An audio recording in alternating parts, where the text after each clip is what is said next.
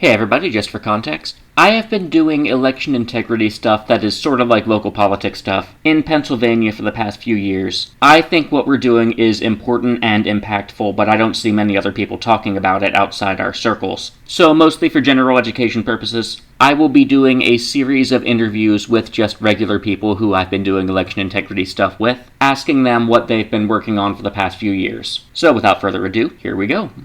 I guess, will you introduce me and do that, or what? See, I don't know how these things go. Yeah, before we get started, just because this is going on YouTube, try to avoid saying people's last names. I'm gonna go through and edit the audio, so if we get something by accident, I can fix it. Also, if you say something that later you think you don't want on YouTube, you can just let me know and I can edit that part out. Now, you're talking about the last names of private people, correct? Right. Yeah, elected people is fine, but private people, like people in our group, just for privacy, yeah. Oh, sure, yeah. Yep. Okay, so, I guess we'll get started now. Your name is Roxanne, and I know you from the Berks County Election Integrity Group, so, yeah, say hello. Hello, everyone. Yep, so you wanted to talk about how you got into politics? Yeah, it's probably the best place to start, and it might resonate with other people. Back in around 2006, I met a new person who came into my life, and you know, we became a couple and all that. And I had been a Democrat ever since I guess I started voting. Although my family was all Republican, for whatever reason, maybe it was exposure to other things in college, whatnot. I sort of gravitated there, and so I was a Democrat, you know, until I was about in my mid-50s. And my boyfriend began to speak about, he listened to Rush Limbaugh. And I'm like, why do you listen to that man? Because I'd only ever heard the mainstream media view of this man. So I guess I was curious enough and ready enough to start thinking about some things. And so I tuned in and on the radio here, and was on the radio here locally. And the more I listened, the more it all made sense to me. The things that he was saying about kind of like the culture and politics and kind of the way the country was going. Things that I actually came to understand that was that more of my values were based on what I would say is conservatism, and than they were on like a progressive social action kind of thing that usually is part of the Democratic Party. And I think for a long time, of course, Republicans, you know, haven't really, I would say, and I'll when I say Republican, I would say, you know, I'm a Republican by default. I consider myself a constitutional conservative, but that where I have to vote is, you know, on the Republican ticket. So I just came to feel that, you know, this was much more in tune with my values. And the more I listened, and then I started, you know, looking at some different shows on TV, because I would say that although I was a Democrat, I really didn't follow the news at all. So I really started to do a deep dive into the news on the internet and watching certain channels on TV. And so I feel like I definitely found my niche. We all sort of were suffering through the 8 years of former President Obama, and so, you know, I became a lot more deeply involved. And then, of course, there was the Trump election, and I was really happy about that. But then when the 2020 election came around, I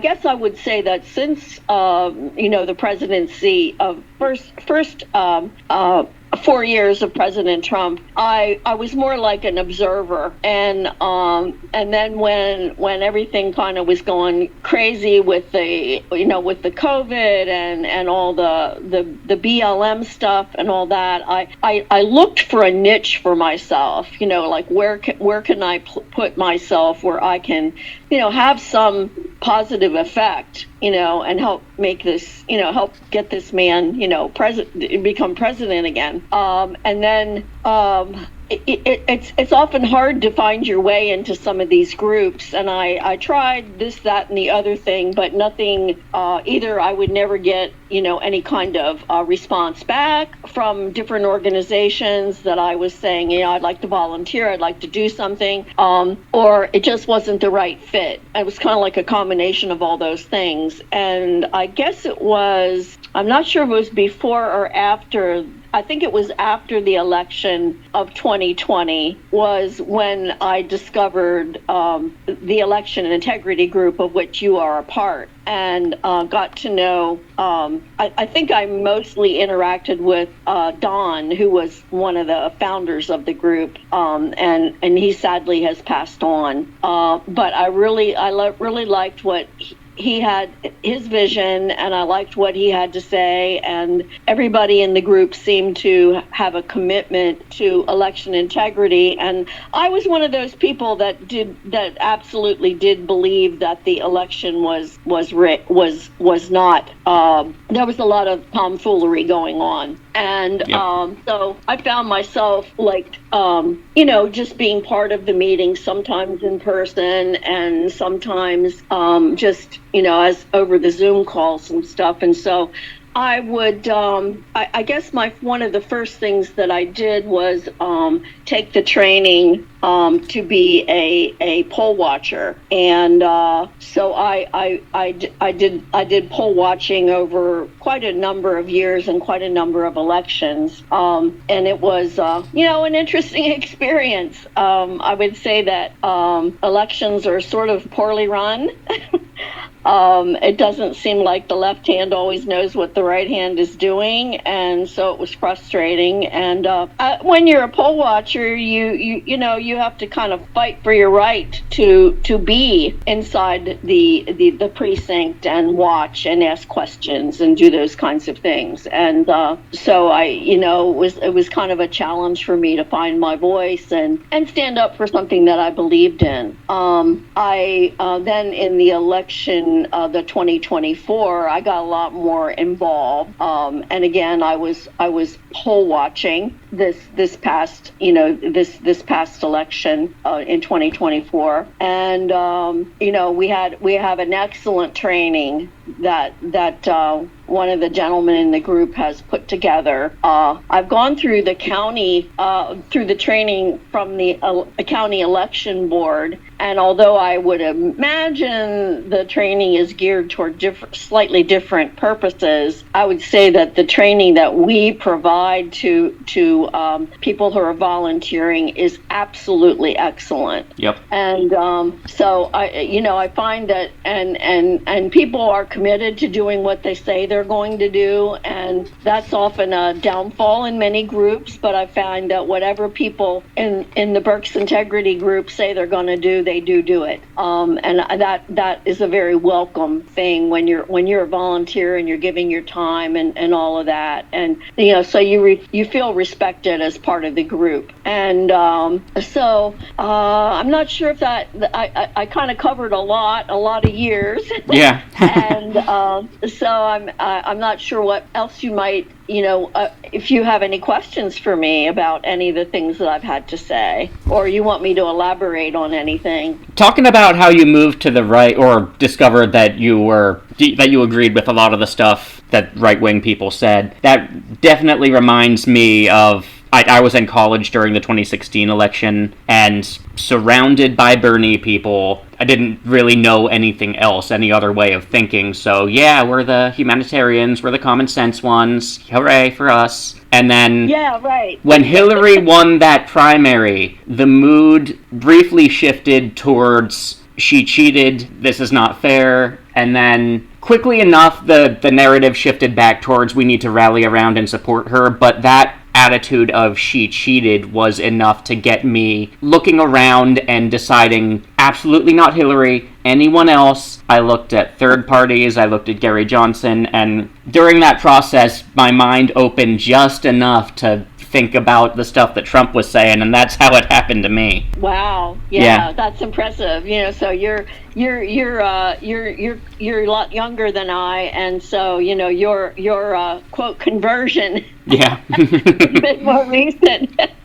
It's been an interesting ride, I would say, through everything, and it's easy to sort of get yourself into a place of overwhelm because you feel, in so many ways, I think we feel powerless, and we feel like the machine is a whole lot bigger than we are, and of course all the changes that happened in the voting in Pennsylvania in the 2020 election and the mail-in vote, the mail-ins and all that kind of stuff, it really muddied the waters, and I think it made me feel more powerless to affect change. It definitely is an uphill battle, and something we got to remind ourselves that we're not alone in this.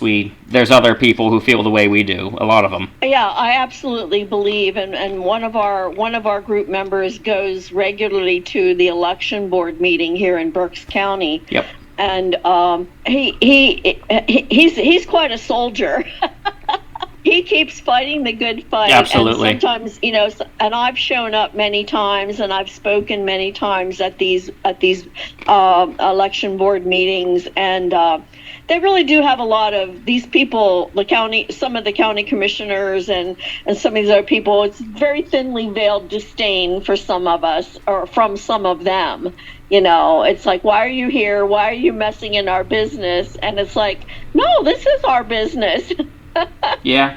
So we've been trying to get a bead on what's really going on in the Berks County elections, and in terms of the integrity. And we've been told back before the 2024 election, in every single election board meeting, one of the commissioners said, well, there will be absolutely not one illegal alien voting in the elections. And we were like, well, how can you guarantee that? And of course he said, I don't have to guarantee that. I don't have to prove that.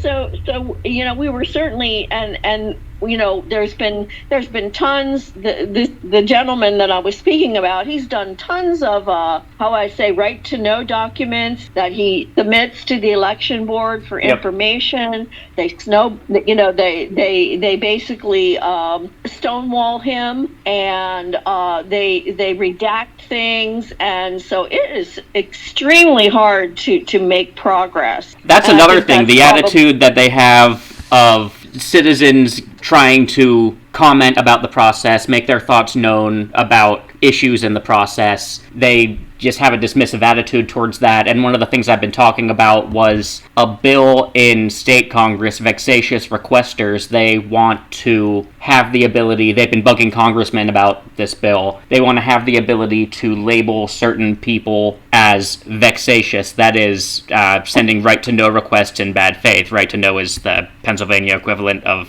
Freedom of Information Act, FOIA. So they want to take people's ability to do that away if they think it's too annoying for them or it takes up too much of their time. That's from the memo of that bill. That's what it is. Right, and it's absolutely horrible. And I didn't know about that bill, so I think it would be important for everyone to get the word out about that, because we certainly don't want our right to speak up and to get information be impeded. And it's already impeded because they have lawyers. The election board in Berks County have lawyers. Okay. Yep. We don't have lawyers. Yep. And therefore we get very frustrated at the lack of ability to get to the bottom of an issue. I'll describe one issue. I believe it was I'm trying to think which election it was. I think it was it was either the 2020 or the 2022 election. I was at a precinct watching, and it was end of day, so I was there until everything was closed down, or all the the storage boxes were packed, the machines were, turned off, et cetera, et cetera. And I personally witnessed what's supposed to happen at the end of the night is that the machine that tallies the vote is supposed to send out 2 tapes. And the tapes show each candidate and the number of votes they received. When the tape came out of the machine that night, I asked to look at it, which was my right to look at it. And the tape had 0 votes for every single candidate. That doesn't sound right. Right. It didn't. Now, this was a small precinct, but there was pretty much a steady stream of people coming in and out. So I knew that was not the case, that there were 0 votes for anyone. And the fact that there were supposed to be 2 tapes coming out of the machine, that also did not happen. 1 tape came out, and I'm saying, like, why? What did the judge do about that? Nobody had an answer for me. So, fast forward like a couple months, I'm starting to go to these election board meetings with the gentleman I mentioned, and I put in a request to find out, like, what happened? Why did we never see? And these results, the second tape that comes out of the machine is to be posted on the window of the precinct, so people can walk up and see what the results of the election was in their precinct. I requested this repeatedly of the person in the election board office, and she couldn't produce anything. She apparently had a tape, which I didn't see, but she said there was a tape, and there was all the votes were on it and all that, and I said I didn't see that. And when I asked the people that were running the polls there, where is it? They didn't know. They did not know. So there was some sort of things going on in that precinct, and we still don't know what actually happened. Yeah, they should have manually counted those paper ballots that got scanned in to make sure. Yeah, I don't know. It was never, ever explained to me or anyone else. I mean, I got invited to come to the office and talk about it, but I never saw proof of why there was this tape with no votes. And she said, "Oh, that must have been the tape from the morning." And I said to her, that wouldn't have been the tape from the morning. You watched it get printed. Because the tape from the morning would already be in a packet put away. It wouldn't be something that somebody pulled off the machine at the end of the night. you know. So I'm assuming the machine was never tallying the votes. Might have been something wrong with it, or I don't know. But these are the kinds of things that we fight against and try to get some sort of like a sense of what's really going on here locally, where we actually do have maybe a little more power to make some changes. One of the other things was this was something that you actually spearheaded last year, and I guess it was going on across the entire state. The local election boards are, to my understanding, have been rather loath to clean their rolls, although they're supposed to clean their rolls. My understanding is, I was hoping we would get to this topic, but yeah, my understanding is that there's some, I forget which federal law that requires them to keep people who moved away from the county on the rolls for a certain number of years. But yeah, go on. Well, so the more people you have on the rolls, and you don't clean them, then that creates an opportunity for fraud. Yep. Someone else using that person's name, address, whatever. They're not even. A lot of them are no longer. Well, there were several thousand in Berks County. Oh yeah. Who. Six figures statewide. We were working with another organization, and what we did was, and you well know it because you were part of it, we sent out a letter and also a form for anyone who appeared to no longer be living here in Berks County to them with a self-addressed stamped envelope to send back to the election board asking to be taken off the rolls. Yeah, and we got that information by comparing the voter roll rolls to the post office change of address registry. Okay, right. And so we on a volunteer effort, we all just got together and had, letter signing and writing and stuffing envelopes and getting them in the mail to these several, I think was it 4,000 or 5,000 people, I think? More than that. I think it was 6 something. Okay. And I don't know how many people responded and were removed from the rolls, but this is something that the election board should be doing. But one of the things I heard, don't know if it's true, that the more people a county has on their rolls, the more money they get from the state. I've heard that as well. Yeah. So I mean that's to be proven, I guess, but that is what I have heard. Yeah, and that runs counter to what the federal law is, because the federal law says you need to clean them whether or not you have less people or not. I think that's my understanding. You can correct me if I'm wrong about that. I would have to look into which law says what. But yeah, they do have a responsibility to clean it, and each of the 67 counties does it to a varying extent. Some are a lot better, some are a lot worse. Right. And the reason why having 6 figures of people who moved out of the state still on the voter rolls, the reason why that's so vulnerable to fraud is because the most challenging piece of information that someone committing fraud would need in order to request a mail-in ballot would be a driver's license number. So if they have full name, the address, driver's license number, you can say, hey, I'm so-and-so, I want a mail-in ballot to this request, and the county would send it. And there's video of people stuffing handfuls, hundreds of those ballots into the ballot drop boxes. In fact, during the 2024 election, Lancaster and a handful of other counties, their sheriff came out and said, hey, we got this batch of over 1,000 mail-in ballot request forms we identify as fraudulent. Multiple counties, each more than 1,000 forms. So this is a problem, and we did our own little part to reduce the pool, reduce the number of people that someone committing fraud could potentially use to do that. Yeah, we did. And I don't know if you have any of the figures at hand about how many people, responded, I need to check on those numbers, yeah. That would be exciting to see. Yeah, and I don't know if the organization that was sort of spearheading this I'll get back in contact with them. I'm sorry? I'll get back in contact with them.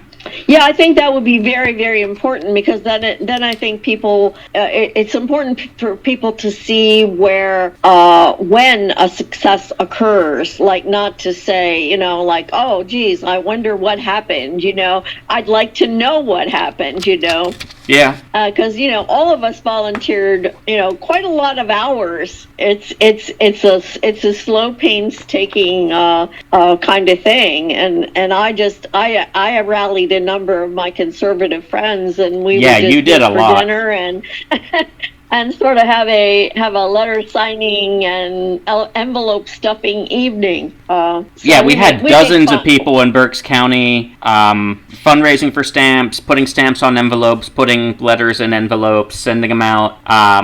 It's amazing the amount of teamwork that happened, and that went on the whole summer and fall. Yes, and I think that kind of an effort is good, because it gets people who may not want to or feel confident in doing other things like door knocking or speaking somewhere.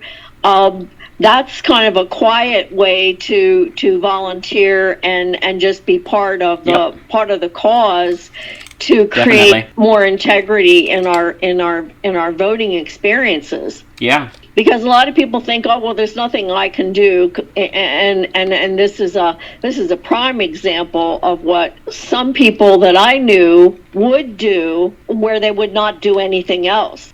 So it was nice for them to have that experience, and it was great to have them working like like little elves, to get this stuff out and get it in the mail. Yep. So I would say that was definitely one of the highlights of the 2024 election, and the efforts that we made to get Trump reelected. Yeah. I really wish that someday we can get to a point where I don't have to question election results. Absolutely, absolutely, and I think and I mean, I know Trump has done his executive order about no more mail-in ballots, and that that is certainly good, but I don't know how it's going to trickle down to the states and who has, it was my understanding that state law out. That was mine as well. So that's going to spend a lot of time in the courts. Pardon? That's going to spend a lot of time in the courts, and our Pennsylvania governor is going to fight it every step of the way. Oh, of course. Yep. He has other really important things he wants to do. Definitely. He knows how he got elected. Well, there you go. I think the bigger issue is likely the voting machines, and the fact that I believe they're definitely all connected to the internet, and anything could be changed anytime. I've seen people who know what they're talking about say the same thing. That's just something that goes over my head a little bit, and I tend to focus on cleaning the voter rolls because that's something I can wrap my head around, something I can understand. I know the steps that need to be taken to make progress on that. So that's why I got so deep into the letter writing thing last year. Right. And I'm actually wondering, are we going to have more efforts like that? Are you aware of anything that's kind of in the works? Not aware of anything at the moment, but I hope there will be more. Mm-hmm. Yeah, it sounds like it won't be anything that will be in time for the upcoming midterms. But, I think it probably will be extremely important for whatever elections are in 2026. Is there anything else you wanted to say about election integrity stuff you've been doing? Well, I'd say that's kind of been the extent of what I've been doing. Definitely the highlight. I've kind of pulled back because of personal things that I need to kind of take care of and whatnot. But I will, I plug myself in where I can with what time I have and everything, and I stay connected with people so that that I know what's going on and can give my time where I have it to give. Yeah. And I think it's definitely a worthy effort. And I'll say one other thing. The gentleman that created created the training for people to be poll watchers.